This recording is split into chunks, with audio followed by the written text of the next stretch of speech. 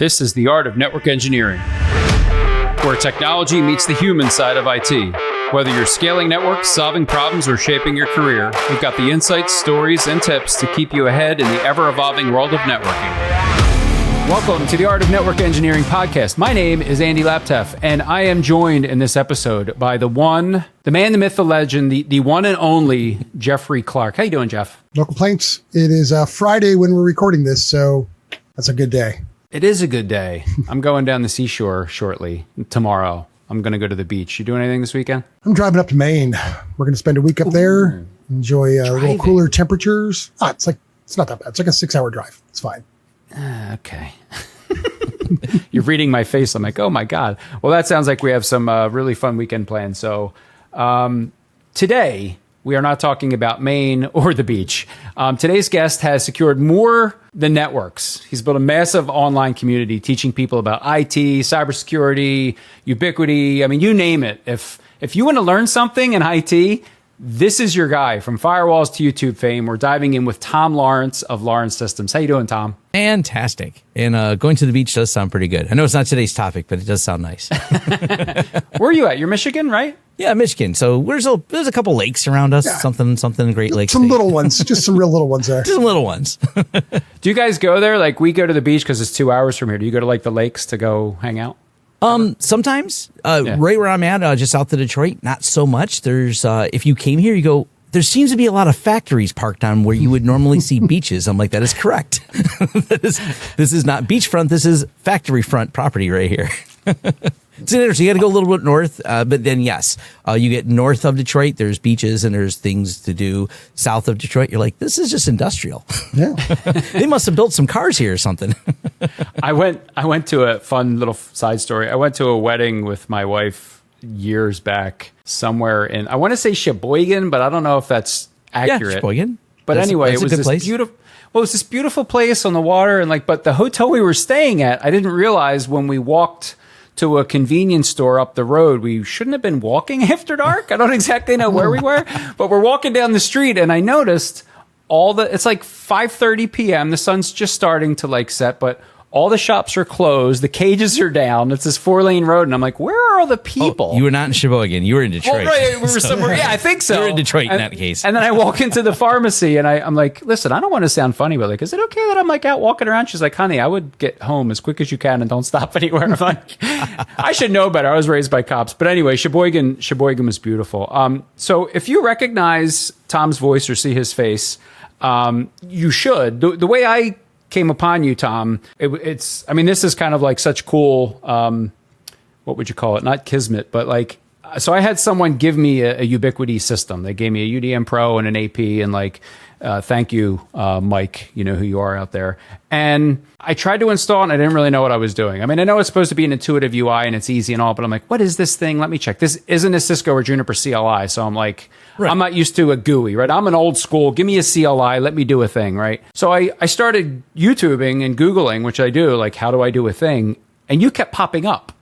And not only did you pop up, but stellar content, well-produced, super concise, super, you got right into what I needed immediately, which is, it can be a rarity when you're looking for good content. You got to listen to the guy for 15 minutes, keep saying he's going to get to the thing. So your content is just stellar. I mean, 375,000 followers on YouTube. For context, for a comparison, we've been doing this podcast for 5 years. I think we're up to 7,700 YouTube subscribers. So, dude, kudos to you. I appreciate it. As a content creator, that's amazing. So I'm hoping what we could talk about is how what you've done, right? You're a very successful content creator, and we talk to a lot of content creators through this show.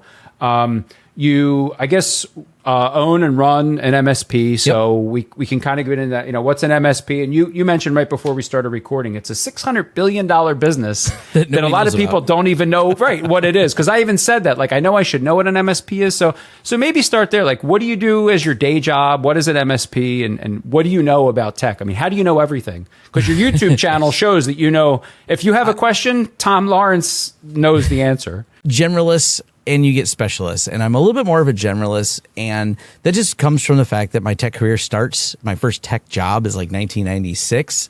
I start my company in 2003. Somewhere in between, I spent a few years doing some corporate work. I don't know. There's a love-hate with corporate. It paid really well. It also was a bureaucracy, which is also what we were kind of joking about just before the show started. Like, yeah, working corporate, it's got its plus and minuses. But bringing it up to fast forwarding a little bit, I kind of loved public speaking. Always been an open source nerd, Linux nerd. I was a Linux sysadmin, a mail server admin. So I always had like one foot in the open source world, but brought me to the open source community that brought me into public speaking. And kind of fast forward to where this went to YouTube was someone says, hey, I can't make it to your talk you're going to be doing on open source firewalls. Can you throw that on YouTube? I was like, sure, of course I can throw that on YouTube. I'm a technical person. There's a way to record this. It turns out a lot of people watched some of my early videos where I'm just going through slides, the same slide deck that I would use at the conference to do your talk would become the slide deck I used. It's not really well recorded, but it also got thousands of views. I'm like, well, that's more than the person who asked me to put this online that seems to like this. And I threw spaghetti at the wall for a little while. I had a retail store at the time, so I started saying, maybe I'll teach people how to repair laptops and other things I do. Because I've always had the consulting side of my company. The MSP side didn't start till like 2015.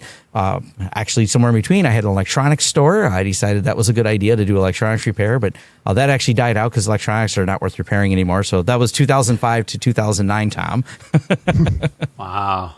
Yeah, What so I've had a you done? variety. Oh my. Yeah, just a little variety of things. It's like, this seems like a fun idea. And I bought an existing electronics company because I needed a place for my retail computer idea. That was called PC Pickup. And the idea was people don't know how to unplug computers. So I hired some people that would run around picking them up for people and delivering them as part of our service, which then got easier because then people were just having us pick up laptops. But then, remember the market around 2008, 2009? Yeah, we decided to get rid of a few things that were making them. So you're an entrepreneurial spirit, huh? You've been getting after it and starting businesses for 20 sometimes. Years. Yeah, I only do it because after working in corporate, I was so angry because I was on top of the world. Corporate went sideways. They made some really poor choices that we'll just say ended in 2 years of IRS depositions and me learning a little bit about what Cayman Island accounts are. And they learned a whole lot about what Cayman accounts are not. And so I was mad because people above me took a good thing and tried to break it, and that broke the business I was in. So I was like, I shouldn't work for someone because that's dumb. Turns out, great idea. In theory, in my head, it turns out I know how to fix computers, or I know how to solve your network problems and fix your business. They don't just call you out of the blue for that. Turns out marketing's a real thing. So I had to learn what is marketing and what is not marketing and how do you get a client. After I figured that out and kind of got processes around it, made me a little bit more of an entrepreneur. So somehow I've been unemployed now since 2003 without having a real job. So how did you, so this is going back, like, let's say 2003, we're in 2025 now. Like, I don't even think social media existed yet. How were you marketing yourself then? Was it like white pages, yellow pages, like newspaper ads? Yeah. White pages, yellow pages. You would buy flyers. The other ways you would do it was Chamber of Commerce, going to any events. And that also kind of went into me learning I could speak at these events. And I had a whole long list of talks I would give that were not necessarily technical. This actually came up with a fun discussion with some friends today. We were talking about doing tech adjacent talks to get in front of customers as a suggestion. Because I can tell you, YouTube is our current, as it stands in 2025, primary inbound lead generation, but I can't just tell anyone to start a YouTube channel. It's a long game. It's a hard game. And I'm more than happy to help anyone who reaches out to me to take them down that path. But I always warn them, this is really a lot of work. But things you can do is tech adjacent talks. And I did a lot of tech adjacent talks. For example, I gave lots of talks on social media. Turns out Chamber of Commerce would love you to talk about social media and teach a bunch of business owners on it. And you would just give them you don't have to go in depth with this. This is what Facebook pages are, because I was doing this in like 2010. The most basic rudimentary things. You could fill a room full of people. They're like, oh, you know a lot about that stuff. Oh yeah, I'm an IT person. I can take care of your IT needs. So you now got a, opener, conversation starter, a reason for them to engage and talk with you. So those kind of talks led to that. I also did technical talks that were at the level that people could have some takeaways and understand. I've done some AI talks as that came out. So I still do some of the public speaking events that are not the high deep in the weeds that I do for YouTube, but for audiences that are like that. That's still a good way to get business, is some of the public speaking stuff. It's like, how did you get started in tech? I don't know if you're a computer science guy. Like, so you sound like me, like a hardware guy. You like tactile stuff. I'm going to work on laptops. I'm going to upgrade your disk or your RAM. Like, what got you started? The kind of serendipity. I grew up on a small farm. Money was not really what we had. So there wasn't the access in the 80s when I was growing up. So I was born in the 70s, grew up in the 80s. There's no computer access. My dad did not use technology, neither did my grandpa that I live with. So what happened was there was a retraining program through General Motors. My dad was a factory worker. Actually, I am the only person in my even extended family that wasn't just a factory worker. That's what you do here in Detroit. If you didn't know, if you're in the Detroit area, you work at one of the many factories that are scattered around here. But they had a retraining program, and it was a gift certificate essentially that they said you can go buy a computer from Radio Shack. That's the only thing you can buy with this. And so my dad's like, my son seems to take everything apart. Maybe one day he'll learn how to put it back together. So once he gave me a computer, that became really interesting. The lawnmower was the thing he got the most mad about me taking apart. So I always I used to help my grandpa fix all the tractors and mechanical moving parts. Oh, that's something I just will play with forever. But the computer, I was hooked with the TRS-80. It was just mind blown. I can do so much. I got every programming book I could, and man, I just loved it. So I got out of high school and jumped right into computers. I just went and found anywhere. I went everywhere and banged on any door if it said computer in your name in the yellow pages, because that's what you did then. I just banged on every door until someone said, I'll give you a chance and hire you. And it's kind of just escalated from there. So my path it's like high school, knock on doors to find a job where someone will let me play with technology. I didn't care if they paid me. I was just like, this is what I want to do. I was working pizza jobs at night. Right? Just let me play with computers during the day. You used to like taking stuff apart as a kid. Yeah. Did you ever hurt yourself? Oh, yeah. I mean, I electrocuted the hell out of myself.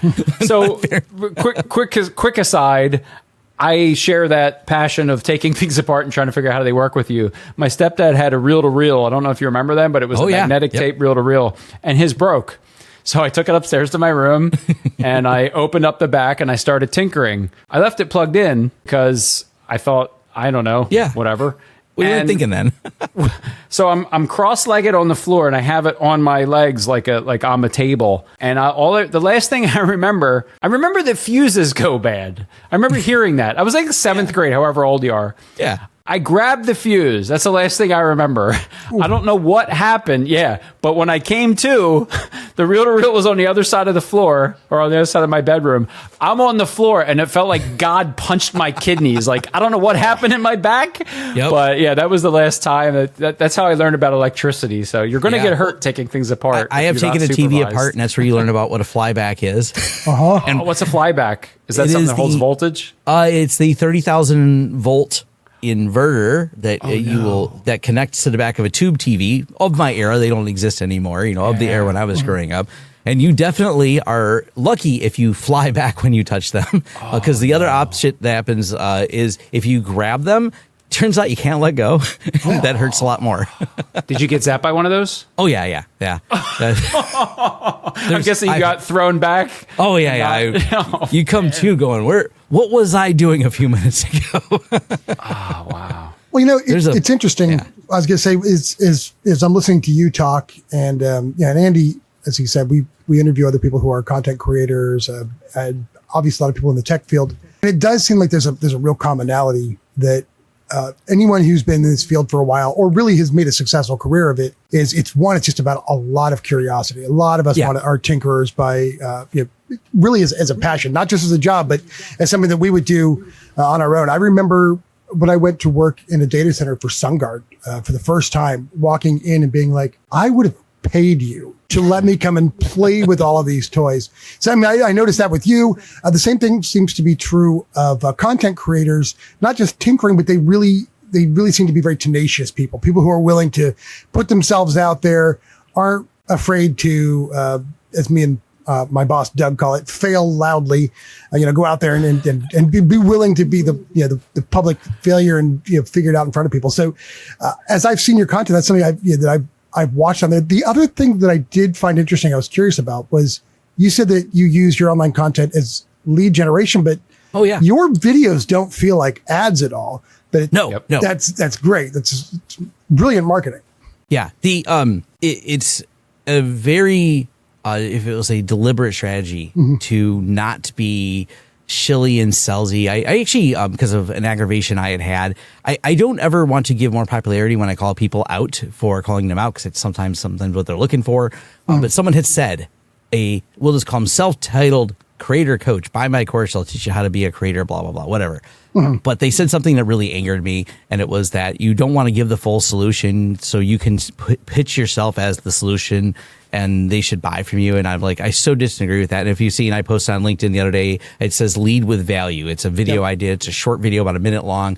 And I always do that. And it's amazing how many people still, this is not something new. It's not something I invented.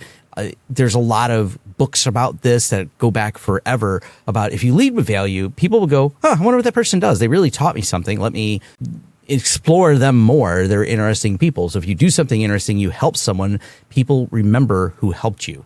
And I think I said that in a video. People remember people who helped them, not people who threw them in a sales funnel. So, yep, that is 100% correct. Yeah, but like I said, I did find it really interesting as I'm watching the videos, and because I had no idea that was the lead generating source for you until you said it there. But it makes sense, because like you said, if you show value in one thing, nobody ever needs just one tech problem solved. Right. And I watch, and as probably all of us do, let's say something broke on our car, our vehicle, whatever that might be. Perfect example was my friend Brett. He had to be somewhere. Then he's like, my water pump's leaking. And I got to get down to Texas. He's going on a road trip.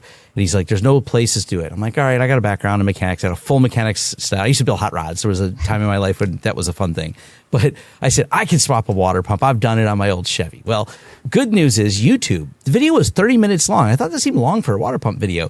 Turns out, everything in that truck has to come apart before you can get to it. So the YouTube video literally saved me from even turning the first bolt, because I said, this is not a me project, and this is not this is not my old Chevy. Apparently, Dodge has decided to put everything in a way. But someone on YouTube took the time to make those videos. And that is sometimes the case when I make a video where, hey, I have a 35-minute video on how to set this up. And someone goes, I am not going to twiddle all those knobs and click all those things and type all those commands. I'll just ask this guy who seems to know all those commands and types all those things. So it's not that I have some direct intention not to show you. The video is feature complete. It is start here, end here, thing work. But if you decide that you don't want to do all those things, and there's this weird concept, and this is the thing that I like to really nail home to people, is they think, well, if you show them how to do it, they won't pay you how to do it. I'm like, the person who is determined to do that is happy to find your content. If not, they'll find some other way. They'll find some write-up. They're going to do it anyways. They were never going to pay you. End of story. So you're only benefiting them, but never hurting you from it. You've now given them instruction. There are those who will never pay me, and I'm perfectly fine with those people watching. I have somehow, helped them. They figured it out. They never planned on hiring me. Cool, whatever. There's always enough percentage of people that go, I'm just not clicking that. How do you determine who to charge and who not to? And what I mean, like, I'm looking at your YouTube video, and you have a wall fishing tools and how-to video with 1.2 million views. I need to do a new one of those. Well, listen, I spent 5 years as a ISP cable guy fishing stuff, and it never occurred to me that if I made a video about it, I would get 1 million views. But I guess where I'm getting at is I've had 2 or 3 like friends and like extended family members over the years that have asked me, like, hey, I just moved in to get, and I wind up spending a day or two pulling Ethernet throughout their entire house. And I guess because up front I didn't say, hey, listen, like, I do this for a living. You should pay me. We get to the end and they're like, oh, thanks, that's great. And I don't get paid. Like, I just did it 6 months ago with a friend. We were talking it. So, like, do you do freebies for friends and family? And then how far does that go? Is it cousins? Like, do you charge everybody? I charge everybody. The only That's what you should do. I have me and my wife, between us, we have 5 kids, and I don't charge them. They get whatever they need done is done. I just take care of things for them. And I have 1 sibling, and I'll take care of them, and my wife's siblings. But that's it. There is no more. Don't do things for free. Because I'm starting to get frustrated that, like, you know, we're friends and we're hanging out and they need help. And I'm like, oh, I'll come help you. I like you. And then at the end of it, I'm like, I spent 8 hours of my day busting my butt for what? Like, for a friendship? I mean, I guess that's fine. Yeah, we're friends anyway. Like, I've always been clear on where those lines are. It's just like, especially now that I'm pushing 50, I'm like, don't call me if you got to move. I'm old. My back's gonna hurt at the end of the day, man. I'm not 20 anymore. I can't help you move. Call a moving company. It's really amazing, some of these videos, like 1.2 million, like doing PF Sense. And you mentioned earlier, so there's a couple things I wanted to hit on. And Jeff, jump in whenever. You said, like, you got into open source and Linux early on. Why? I guess because I'm now getting into that. Again, we're around the same age, and I'm just now coming around to the open source Linux and seeing the value. Did you get into that early? Yeah. For what reason? I mean, early in, I just was fascinated by Linux. So, you know, we all use Windows. It's the 90s. We're loading it on floppy disk, Windows 3.1 and all that fun stuff. Then comes Red Hat was the first one. Slackware was probably around the same time, but Red Hat's the one that I had access to I think it was 4 or 5 floppy disks. And I had to try to get my X server running. And it was really difficult, but absolutely fascinating to me. It was just something about this free and open source and community of developers and people I met. And I'm close enough to University of Michigan, and we had the WLUG, which W actually stood for Washtenaw, the county that the Ann Arbor school is in. And the WLUG was an awesome place just to go hang out with all these cool engineers and nerds and people. And I didn't have a college experience to lean back on. So, like, cool. And the academia place supported us, let us use the room for free. And we used to do install fests once a month where everyone just bring their computer in and we teach each other how to install Linux. And it was just like an addiction. It was like, what? I can build my own kernel. I can modify what's in this and fail at it miserably every time I tweak something because I don't know C. But it was still so much fun. And so that's what led me into it. Then once I got into the corporate world, which my first corporate job was in 1998, was where I started getting into that. Then I ended up being a mail server admin. And at the time, I was not a fan of Microsoft Exchange. And it was, I don't even know, was Exchange around exactly then? I think it was in the early days of Exchange. But I was all in on SendMail. I was really good at it. I used to write proc mail recipes and do spam filtering and all that fun stuff. And once again, I leaned on my Linux community to be able to be really good at building these systems and managing them. And as the company I was working for scaled up, my budget was really huge. I mean, when I was in corporate, by the time I was 2001, I'm in my early 20s, my budget was 1.4 million that I had control over to do what I want with to make sure the company did really well. So Linux was just my nerd stuff from then. It was solved all my problems. I developed stuff in it. It was just, yeah. Yeah. So I've never lost that. I guess there's limits to, like, so I'll dive into a reel-to-reel at, I don't know, 11 years old and electrocute myself. But the first time I saw Linux, I was like, whoa. It seemed inaccessible to me, where, like, you jumped right in and you're in the kernel. Do you know some programming languages, I'm assuming? No, I'm terrible at all of them. Okay. So I can muddle my way through things. I can usually look at something that's built. ChatGPT has actually been wonderful to help me because I understand concepts. Like the last language I really did stuff in was Turbo, Pascal, and Basic. So like really old languages. Remember those. Yeah, but once you understand generally languages, you can then go through and understand other structures to the languages. So I understand all the concepts. And I used to, on my staff when I worked in corporate, were developers. So I would sit over the shoulder. I'd understand the concepts we're doing, maybe not some of the nuance. But that allowed me, the understanding of the structures was enough to be able to be effective with it, to understand what needed to be done, what those limitations were, and how to work around them. Yep, that's me. I've been more on Tom. sysadmin side. I'm with you. I can read it. I can hack it. I don't typically write it, but I can. But ChatGPT, man, we get into some great conversations. Yeah. I mean, I'm building stuff in N8N right now, and so what's your latest passion stuff? I mean, I've seen some of the stuff on your webpage or on the YouTube channel. Is a lot of it about Ubiquity lately. But for you personally, what's the tech you're really into? We talked LLMs, AI earlier. Is that something that you're big into? Oh, yeah. I'm getting more into LLMs, self-hosted ones, because I think that's amazing. I'm working on a talk. Open Web UI? Yeah. Yep. Open Web UI is just outstanding. I don't know what any of this means. What's a self-hosted LLM? You can have a conversation with your video game card. That's what I tell people, because I think it's the best way to describe it. You can self-host these. You can grab the different language models, run them on your graphics card, and then it's self-hosted. Because I was showing my wife, because I wanted to tease her with some of it. I was showing her, and she's like, "You're going to get on a list for asking that." I'm like, it's self-hosted, so I'm not. Well, it's my own element. Don't you have to train models and like all that? Like, how does that? Where's the intelligence coming from? Well, you run. So all these companies offer these models. So they've done the hard part, the training part. They've stuck all the data. They inserted Wikipedia and wherever else they pilfered all their data from. They build these models, and then some of them are built more specific, like some of the code ones are really good, and they're handy to have. And you may want a more specific model because you want one that can run within the parameters of what hardware you have. I don't have the same, super expensive. Well, actually, I have a couple of them now, but generally people don't have access to some of the really expensive high-end cards. Therefore, you want a model that it's going to lose a little bit of the context, but it'll fit within there. So that helps a lot. Ollama is one of the easiest ways to get started. And by the way, not something you need a lot of command line for. I'm talking like copy, paste a couple commands. So do you install the model? Yep. Like the pre-trained model locally, and then your GPU will do the calculations for you as you talk to it? Okay. Is it huge? Like, is it like installing the internet routing cable? Like, how big? 20 gigs, 30 gigs. It depends. I mean, that's reasonable for what. Right? Reasonable for a download. It's kind of the thing that fascinates me is that it's just not that big. It's not as big as you might think it is to be able to have this corpus of knowledge because of the way the training works on there.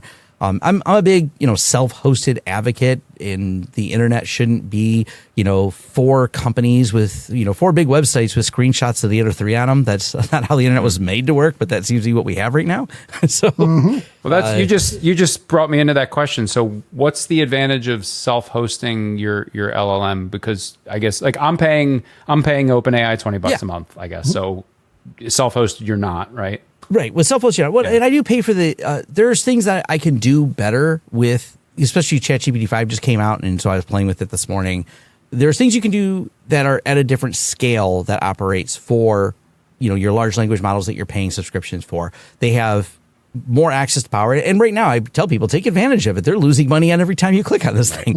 It's a deal at $20 a month. It's a deal at a couple $100 a month to use Claude Code or any of these other ones. They are really... It's amazing how fast they are because I don't get that same level of performance locally. But what I do get locally is absolute privacy. There's no concern. And if you didn't see in the news, there's been a bunch of privacy leaks and concerns with, you can now, 135,000 were found on archive.org, messages and people's conversations. And it's not ideal. Facebook had a big oops with their system. Accidentally started surfacing people's usernames along with their conversations they had, which it turns out people had some really personal conversations with there, which is unfortunate.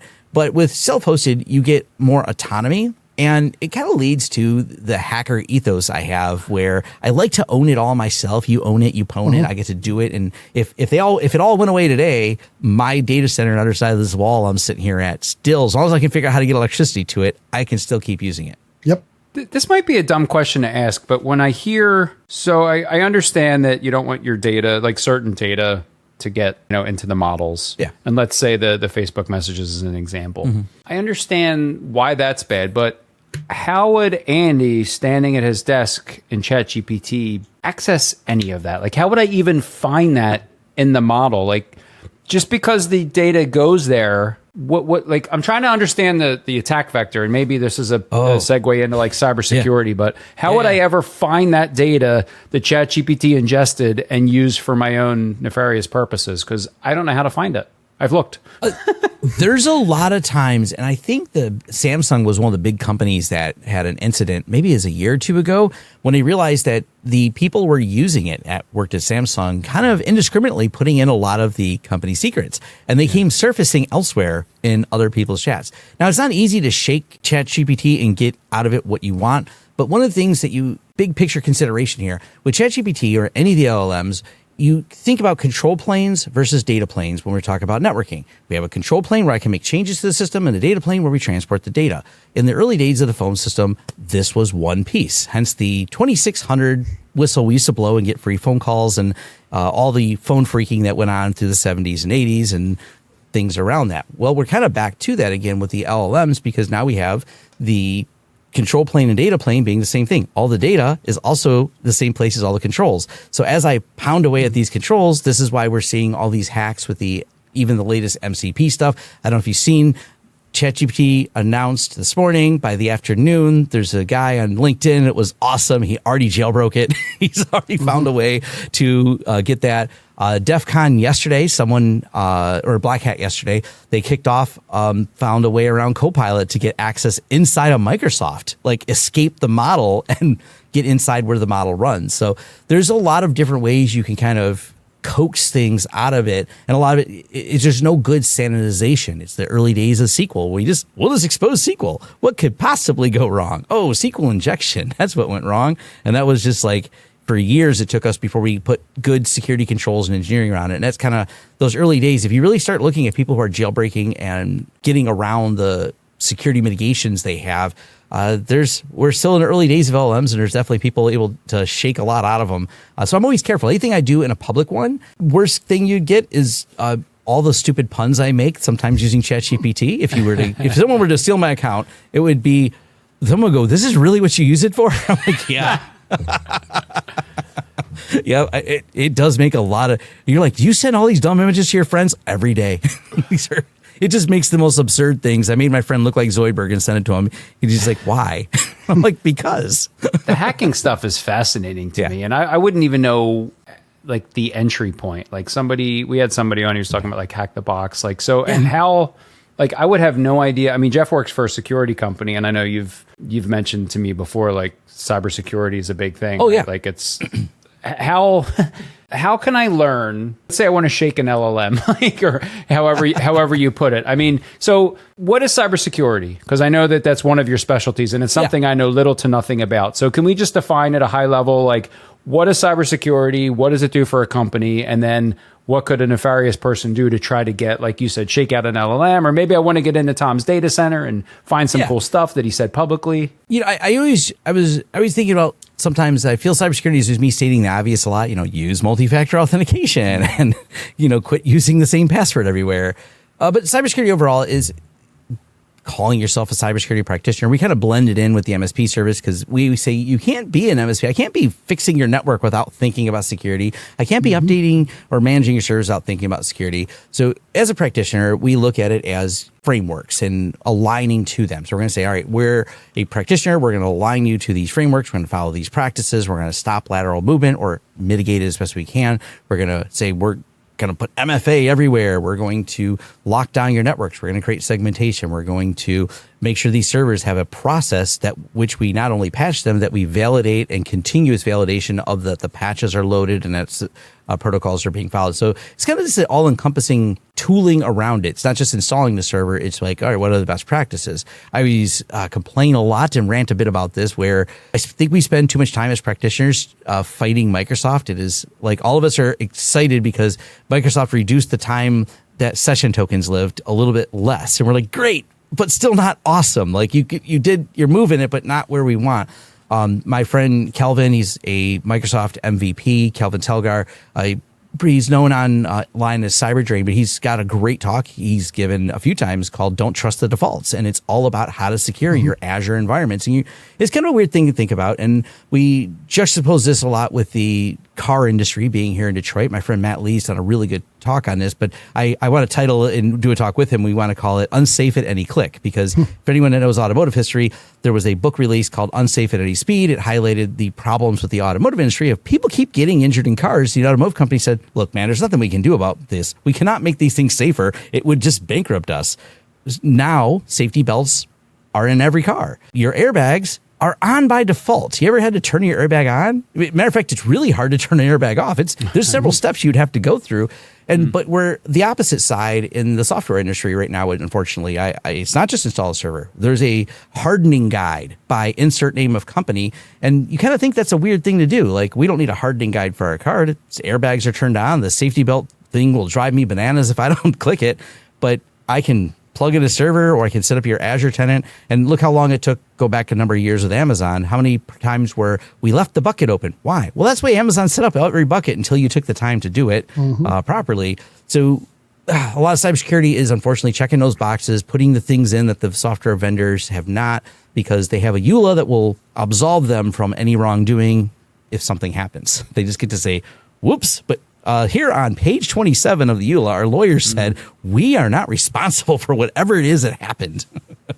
So cybersecurity is that. I know it's kind of a long-winded answer. No, it's really helpful. Like I thought of so many things as you were talking. Like, so I'm thinking of the other side of the table, like the person trying to, hack into a system. I guess that's why patching is important, because if you're running a server and you have a vulnerability, maybe I'm a bad guy or girl and I got a port scanner looking for open ports to find, and then I'm in, and then I see you have a server, and then I see what you're running, and I see it's an older code, and I know the vuln, and then I can get in and start doing things. And then you said lateral movement, which means once you're in, you move around the system. So you got honeypots, I guess I've heard of. You want to microsegment, like you said, with VLAN. So if you're in one place, you don't go to other places. So I'm fascinated by that world. And it's just because of my career, it's nothing I got into. I worked at these huge companies with like cyber, people, right? They have a department that just makes sure you're following the rules. I didn't have let to you deviate from them. Right. But it's so fascinating to me. And then I've been tracking, in the news, a lot of the LLM cyber type stuff, meaning like I think Replit just got hit the other day. I can't follow, like I read it and then I'm like, what are they saying? But something happened in Replit where like it wiped out 2,000 customers because of some open code AI thing that somebody hacked. And there was something else with Amazon Q, but it seems like the new hack seems to be somehow leveraging the LLM built-in functionality, and devs are like somehow using it to, destroy everything. Like, hey, the next commit you get, destroy all the accounts. And then they find, again, I don't know cyber, but they're finding ways in through these weird LLM functionality. Like, have you tracked any of that? Like the Amazon Q thing, the Replit thing? Yeah. One of the things that's really handy if you want to understand, and I wish, and just, me and my cybersecurity friends love this topic, NTSB. If a plane has an incident, we have the National Transportation Safety Board, and all of us wait because it's a slow, methodical process. But when it's done, there's a very detailed explanation. In the software industry, on the other hand, if you make the equivalent joke here, it would be like the plane crashed when it did the thing. Can we just try doing a thing a couple more times to see how many times it crashes until we get a baseline of it? I mean, it works so much different in software, but we don't have enough requirements for it.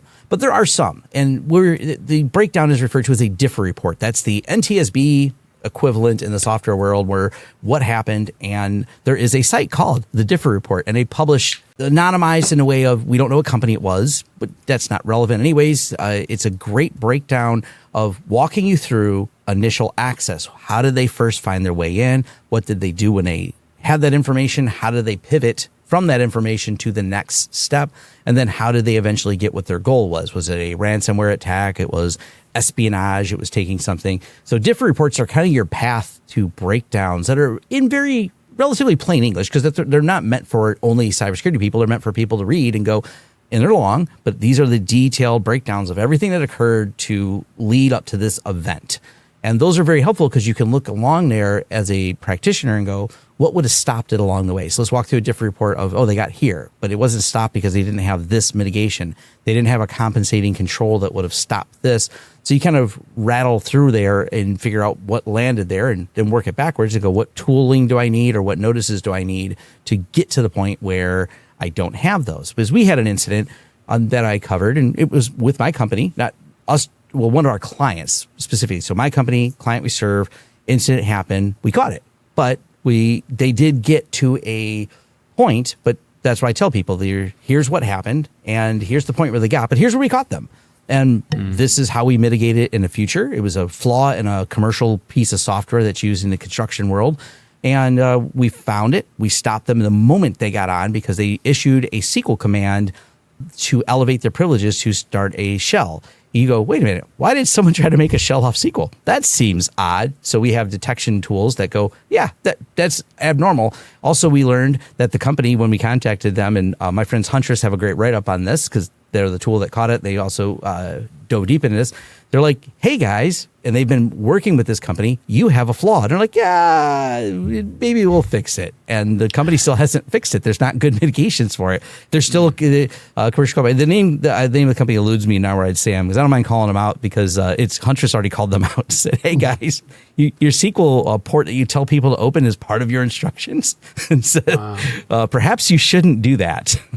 And there's software that tracks all that stuff. I forget what it's called. One of you will tell me, but it looks for like weird behavior, right? Like, oh, the SQL thing did a thing it shouldn't have. Yeah. Is that like IPS, IDS, or is that something totally EDR, NDR. I mean, Yeah. EDR, NDR, XDR. XDR is the combination of we enrich network logs along with our endpoint detection and response. So then you've got your SIMs and your SOARs. We could go down. Game. Yeah.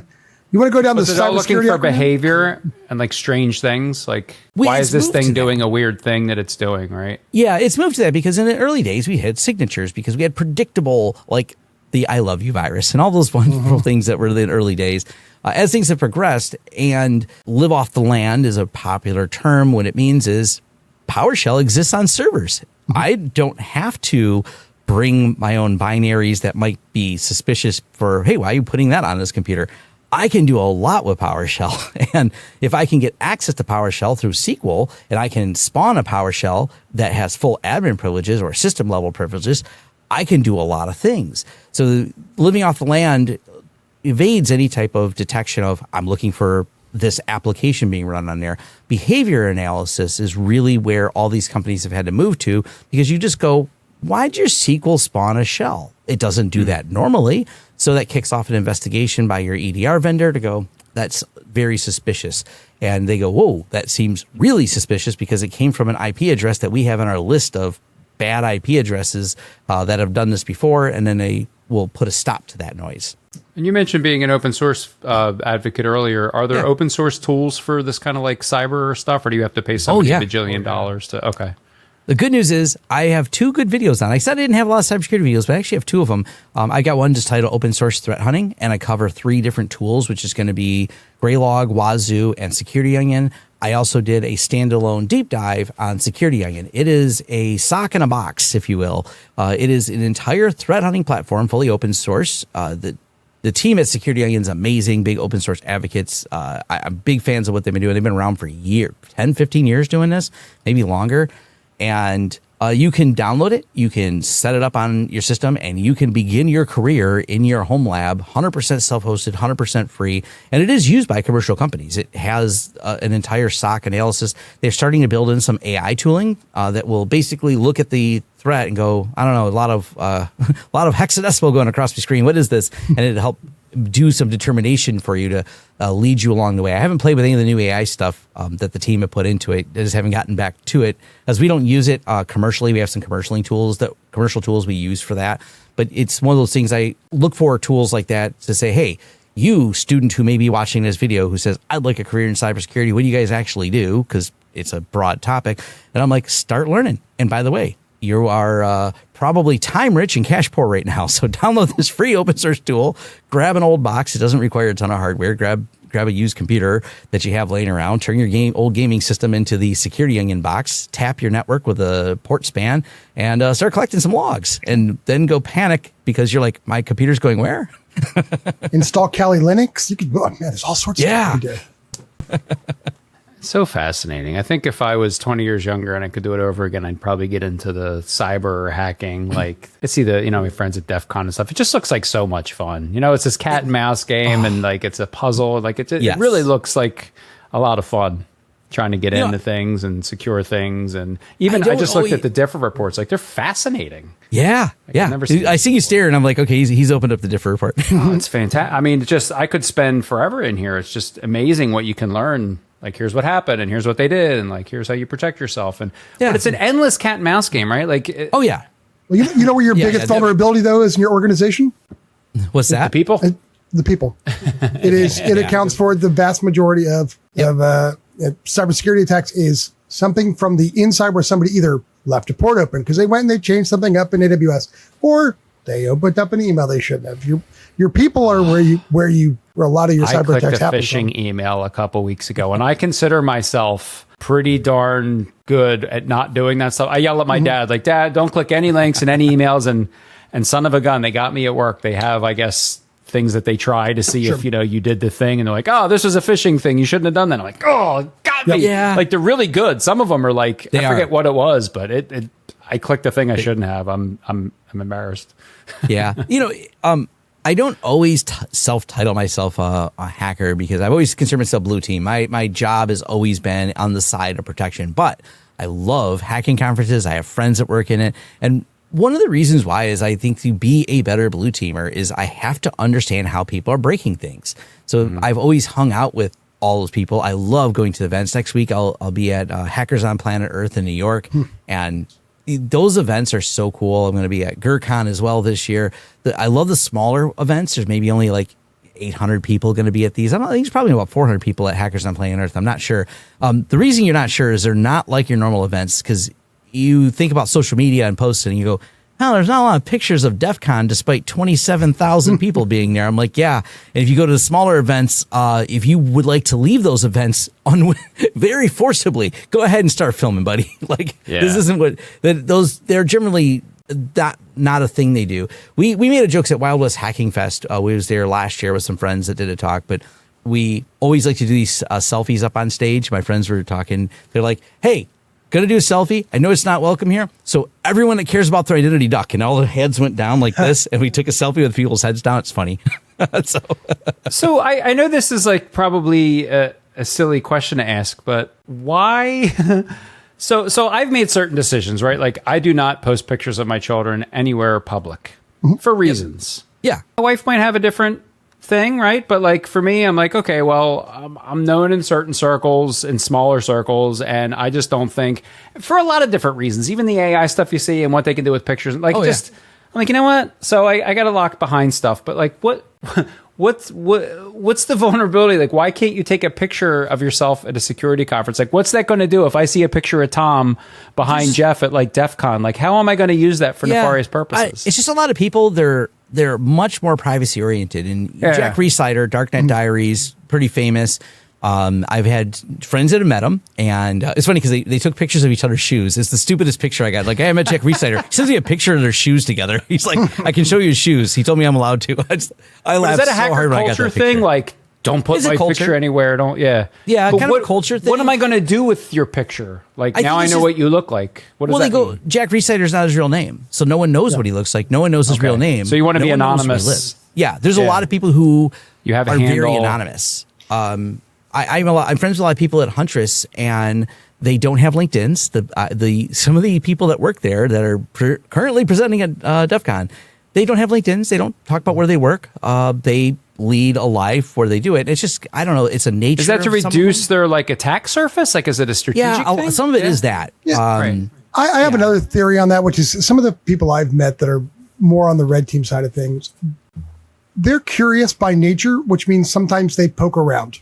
And whether they're doing anything that ends up, stealing, they often will poke around. There's just a desire for anonymity by people who like to tinker.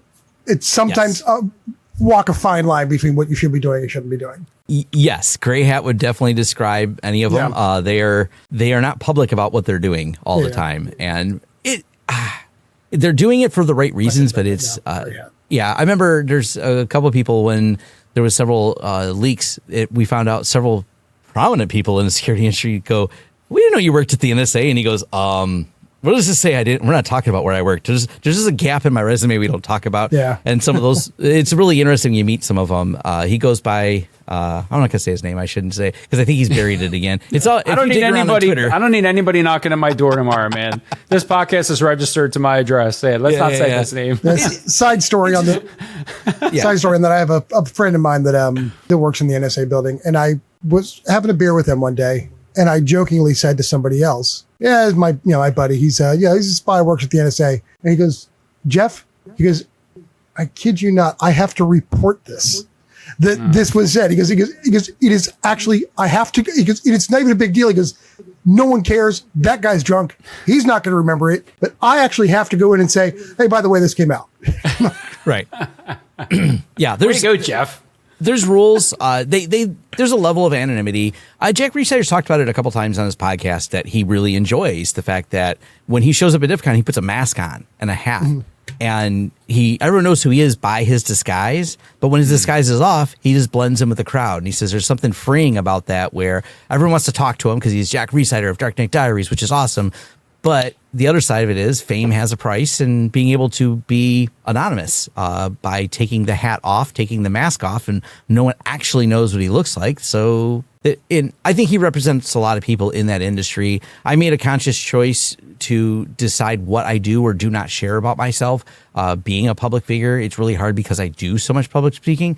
Lockpicking lawyer, if you look up lockpicking lawyer, his DEF CON talk, which is strange because he says no pictures, of course, and they go through his slides, but the first 3 or 4, maybe 5 slides are all the stalkers he has. People sending him trackers, air tags, you name it.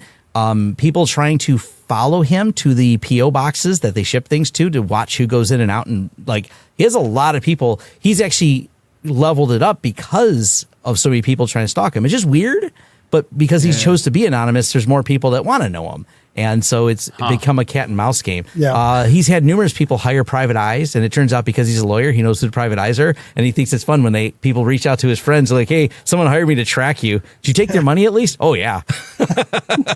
So is that like red teamers just trying to find out who he is just for like street cred or like just I think that's what it is. It's just it becomes a cat and mouse game. I've had some weirdness. I mean, we built a new house a couple years ago, and I was not thinking. I did not set up a special trust for it, and I should have. And I know some of these things because I got some very deeply private friends. But then someone messaged me, like, "Your new house drove by." Weird. I was like, "Yeah, thanks, random person on Discord." Yeah. There's so many levels of it. I guess like your name is on a deed, and like, I don't really think it through even myself. Like I try to keep my kids anonymous online. But I mean, some of these people it's a challenging thing. Not only that, you really want to go down a rabbit hole, look up Jose Monkey. This guy is someone who you could go in and ask him to find your location based off of video. Yes. He's amazing at geoguessing is wild. Geoguessing. Yeah. They're just in the background it's its own rabbits. Yeah. You can grab some little piece of information and they will geoguess it. When I've done CTFs, kind of bringing it back to the hacking conference, the CTFs usually involve multifaceted things, finding security flaws in things that are stood up at the CTF. It'll be at a hacking event. But there's geoguessing and lockpicking and all those things. I can do the lockpicking. I do some of the geoguessing. I'm terrible at some of the other hacking stuff. But our team won at 2 of the last conferences that we participated in. We dominated, which was awesome. We have some really smart people. My business partner, Jason, is just a brilliant reverse engineer, and watching him and another guy we have named Damon, they just hack stuff, man. I love watching them go. They're just like leaderboard top notch. They're like grabbing the flags. I'm just like, yes. Because we're getting close to the hour here, I'm going to try to get us toward an ending here, because you're one of those guests I could talk to forever. I'm like, whoa, Tom, there's so much cool stuff, and so this is so much fun for me. I don't want to let you go, but I know I should. So To circle back to the content creation, we'll try to wrap up there. What was the first video that took off for you, and did you expect it? Like, did you have one that just blew up and you're like, whoa, that was kind of a surprise? Not particularly, but generally speaking, it's the firewall videos. I just didn't realize the interest there was going to be on YouTube for the firewall videos. That really kind of surprised me. So that is the videos that took off. Any of them I've done on cabling generally have done well. One, if you really are teaching people cabling, that's done well. That was also a surprising one. We're recording that at like 8:00 in the evening. Me and Corey are, and that's why there's a beer in it that we pull out of the wall. If you've seen the video at the end, we pull a beer out of the wall as part of a joke. We were just hanging out, and I'm like, let's just record this. I have this idea. And the little amount of effort that was in that video was just so low effort. Me and Corey hanging out after we had gotten finished pulling wire somewhere and decided to, when we built the little wall for it, we actually built the wall with the intention of doing it because we built the little half wall. So there was some intention, but it wasn't like well scripted. It was like, I don't know, let's just do this and see how it works. Let's record this. And so those ones are kind of surprising to me that it got the views it did, but overall it's just brute force of putting a lot of content out there, and most of my content is related to what I'm doing, being a practitioner, whether it's virtualization, networking, or those things. They're things I'm managing these projects, doing these, or design and doing engineering for them, so they kind of flow easy where I'm just talking about a lot of what I'm doing. You're doing it anyway, right? But you're just sharing and teaching. Yeah. I love what you said earlier. I was going to finish with it, but people remember people who help them. Like, you're really just showing people what you're doing and teaching, and then helping people, which then just draws them to you, I think. Yeah, there's an enthusiasm for, I figured this out. And a second enthusiasm, I can share what I figured out with others. And this is the hacker ethos as well. Matter of fact, if you look at the history of hacking people, this is how they always seem to get in trouble. They can't stop talking about the thing that hacked. It's like the history of how hackers got caught. They tell everybody. It's like robbing a bank and then telling people. Yeah. It's gotten better now. We put structure on it. Bug bounty programs and things like that. Now people get their name in lights for it, going, hey, we found these bugs. We were paid for them. They could do write-ups. They're up on stage legally doing it.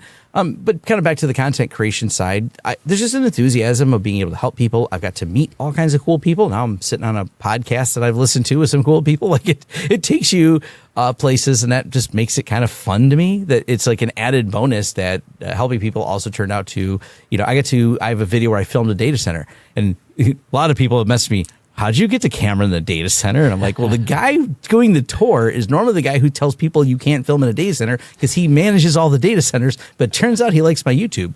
So he gave the tour because he knows what can or cannot be said. What he would do is he would actually tilt me aside a little bit because you can't show what's on these dials here. I'm like, it's just voltage. He goes, it's tuned to a very specific frequency. It is tuned perfectly. He goes, the trade secret is how I've got that tuned or how my team tunes it. So move over this way. It was kind of fun, the behind the scenes of it, of what got cropped out essentially. But he's the one that makes the decision. So he gave the tour. It's a really cool tour about the power systems and the liquid cooling and how many gallons they have on site. Lots of details you wouldn't think they could share.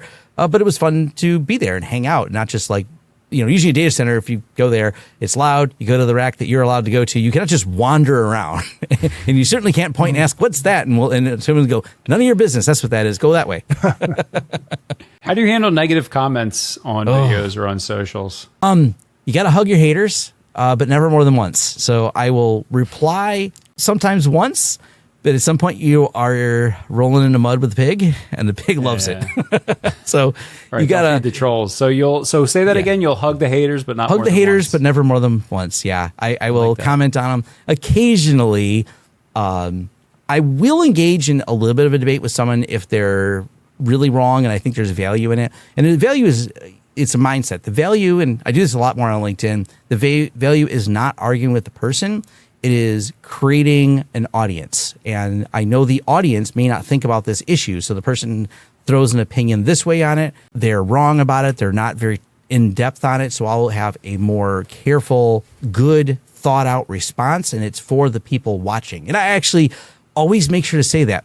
I'm going to reply to you. I'm not here to change your mind, but I know there's other people watching. That is the first line I give. And then I give an explanation of why they're wrong.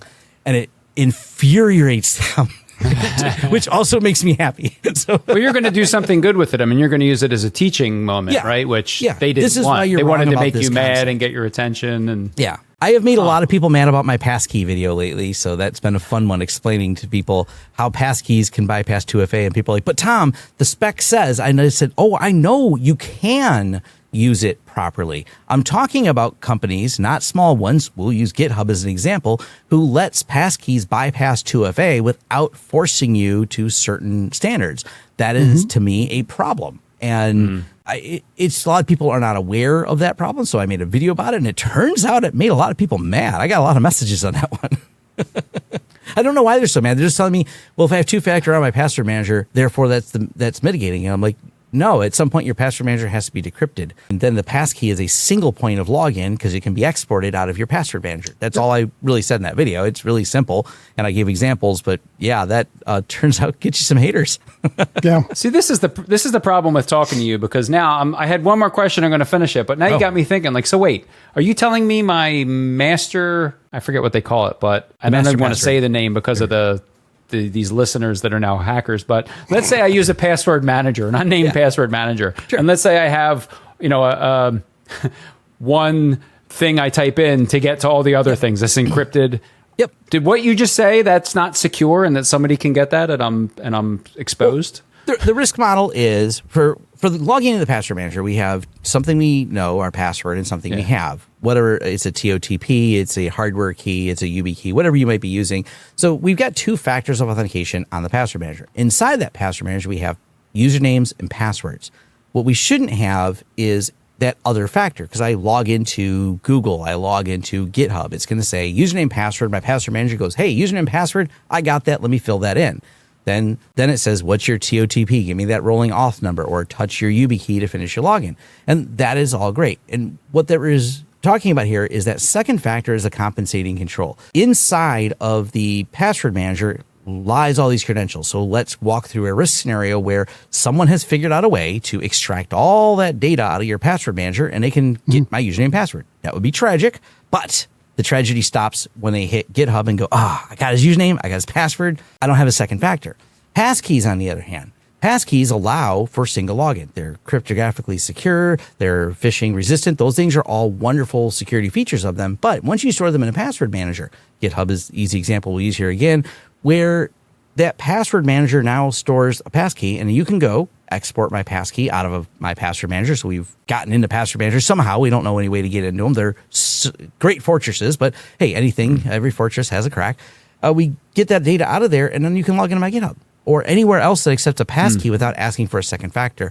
That's a problem to me of the way the implementation is. There is within the implementation, within the 502 standard, a rule that can be set at the level of the website that says, don't do this.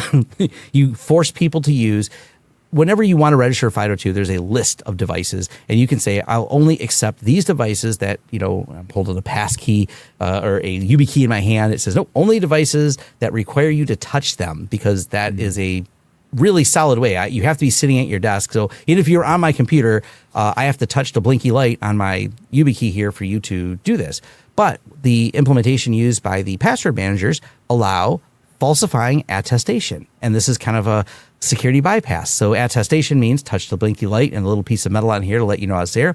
Password managers can do that on your behalf. Now, the way the password manager I use does it is it does prompt me and I have to click on it. But if someone was physically on my computer having remote access, they got to click on it too. And so it's not much of a compensating control. So right now my password manager is logged in, unlocked. If someone took control of my computer when I wasn't looking, I'm wandering around my studio, they would just be able to log in. But if it's critical, I say use a hardware key, use a TOTP number that's rolling on your phone. So now there's an extra step. So just sitting at the computer, they wouldn't be able to extract it. That's all it really is. What people seem to be angry about, but Tom, you're dumping on passkeys and they do improve security. I said the first sentence of that video is passkeys have done a lot to improve security. They're great. This is not telling you not to use them. But for those of us that are security minded, for those of us that have 375,000 YouTube subscribers and be really worried if someone were to, take over my channel and shill some type of crypto, looking at you, Linus Tactics, who did not have proper mitigations for that. And he was very transparent about it, so I can say his name. Someone took over his channel with several million subscribers and used it for scams. You should have, if you are very hot target, actively targeted because you have called yourself a cybersecurity guy on YouTube and people go, I'm going to prove that guy wrong, because that's how humans work. And so you want to make sure you've done everything you can within your power, within reason, to have all compensating controls to have people not attack you. That's all. That's my point of the video. People took it out of context, but I hopefully speak to a lot of people, and there are people I met that work places that they work at high security environments. They work at some facility where they know, even if they're not a public figure, there are people going, I'd love to get the secrets that person has, because they have a job that has those secrets. Once again, I'm learning something I didn't know. My password manager has been recommending passkeys. I assume that they know more than I do, because they do. And I figure, I don't even know what a passkey is. I couldn't explain it to someone, but I've been doing There's a whole video on sites. Well, right, but to hear that it's not the passkeys are bad. It's circumventing 2FA, right? It's circumventing two-factor authentication where it doesn't, which I didn't realize. So again, this is important and it's great, and I'm glad you're teaching me this. And maybe I shouldn't be using passkeys because they circumvent 2FA. I don't know. I got to look. The term used is risk tolerance. So I have lots of places I use passkeys. I am completely risk tolerant if I use a passkey at my pizza place because they had one and I could order pizzas. And if you broke into my pizza place, I'd be annoyed. You could probably order pizzas or see my order history. I don't know. I'm not worried about it. I like the convenience they offer in certain places where the risk tolerance is high. If you got into those random forums that I use, like, I like motorcycles, so I've got a couple of motorcycle forums. If they have a passkey login, I'm doing it because I'm lazy. I don't feel like pulling a TOTP up every each of these. And if you broke in there, oh no, you'd see my public post or some DM I had talking about my Honda. So not a big deal. So there's lots of low risk sites but things that are critical. If you're a developer, GitHub is obviously a critical piece of your workflow. You better have that really locked down. We know developers under attack. We know supply chain attacks, especially against open source developers, are quite high. Google's finally put some good mitigations in for people who are developing extensions or doing private key signing for each one of their posts or each one of their updates. Google has very clear instructions. You don't keep this in your Google account. So we're getting better at it. But still, if you lost your Google account or lost those developer accounts, those are critical, especially if you're, I work with a lot of open source developers. If an open source project is popular, there is someone gunning for it and trying to get something inserted into it because it's got a big user base, and it presents an opportunity for those who wish to do mischief. It's a great place to be mischievous. Tom Lawrence, this has been an education. It's been entertaining. It's been awesome. I have so many more things that I would like to ask you, but we're well past the hour. It's a good episode when we go over. So thank you so much for coming on. Where can people find you if they're living under a rock and they don't know about Tom Lawrence? Easiest way, everything and all my socials, whatever they may be at the time you go there, are at lawrencesystems.com. I just link everything there. Even my gaming profiles there. Someone says, are you on Steam? I'm like, I'm there too. So I linked it there going, yeah, if you want to play games with me, which I don't play games too often, but I've made all the opportunities there for whatever socials. I try to be on all of them that are within reason. So I'll try to meet you on whatever platform you're on. So awesome, Tom. Thank you so much. Jeff, always good to see you. For all things Art of NetEng, you can check out our Linktree at linktree.com/Art of NetEng. We have a Discord server. We have some merch. What else is on there, Jeff? I don't know. Not pictures of us. We're still working on that for some reason. Jeff's fixing the pictures. But yeah, for all things Art of NetEng, check out our Linktree. I like to call out the Discord server. It's all about the journey where you can go in. We have study groups for just about everything. I don't know if we have a cyber in there. And if we don't, somebody should spin one up. But as always, thanks so much. Huh? So I think is there a cyber? Yeah. If there isn't, we're going over to Tom's. Tom's, don't you have like your own forum of like stuff? I do run forums. I don't. What's your forum? Forums.lawrencessystems.com. I get a lot of visitors there, about 80,000 a week right now. I think last I looked. It's insane. When I found you and then hit you up on LinkedIn and we started talking, I somehow signed up for your forum and I'm like, I couldn't believe how deep and dense and like how much interaction was there. Like it's an amazing I've been place. building them for a number of years. I'm kind of back to what we said earlier. I own that platform. I host it myself. I manage it myself. I've always done it for free. Turns out running a platform is not too expensive. So yeah, and that way I can control it. I don't like building on other people's platforms. That is essentially self-hosted, but on a public-facing server. So. And they can find that through tomlawrence.com? Oh, yeah. Easy. They're free to sign up. They're free to view. If you don't want to sign up, feel free to view it anonymously. Most people do because they're just looking for a solution. When I do write-ups for my videos, I often link them to my forums. That way you can because who wants to type all those commands that they see me type on YouTube? Copy, paste, man. Make it easy. You'll also find all my news files. I'm back to kind of being transparent. Anything I do, if I have a Docker config I use or I have an OPML list for all the people, where do you read the news, Tom?